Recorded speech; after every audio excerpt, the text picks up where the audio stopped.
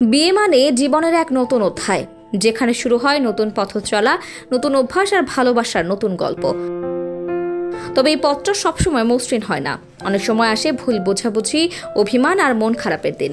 কিন্তু একটু বোঝাপড়া, একটু সহনশীলতা আর কিছু ছোট অভ্যাসেই দাম্পত্য জীবন হয়ে উঠতে পারে পরিপূর্ণ ও সুখের। চলুন দেখে নেওয়া যাক কিভাবে ছোট ছোট অভ্যাসে গড়ে উঠতে পারে সুখের সংসার। রাগ, দুঃখ বা অভিমান এসব আবেগ থাকবেই, কিন্তু সেটিকে নিয়ন্ত্রণ করতে শিখলে ঝগড়া না হয়ে সম্পর্কটা আরো শক্ত হবে। কঠিন মুহূর্তে একটি গভীর শ্বাস, একটু চুপ থাকা, এই ছোট্ট সিদ্ধান্তই অনেক বড় দূরত্ব কমিয়ে আনতে পারে। বিয়ের পর নিজের পরিচয় ভুলে যাওয়া নয়, বরং নিজেকে আরো জানার সময়। নিজের আগ্রহ, বন্ধু, পছন্দ সবকিছুর মধ্য দিয়ে নিজেকে ভালো রাখলে সম্পর্কটা হয়ে উঠবে প্রাণবন্ত ও সতেজ।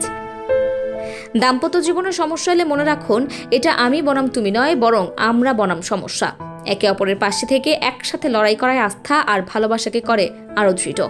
ঝগড়া বা মতভেদ সম্পর্কের স্বাভাবিক অংশ, কিন্তু সেটিকে কিভাবে সামলানো হচ্ছে সেটিই গুরুত্বপূর্ণ।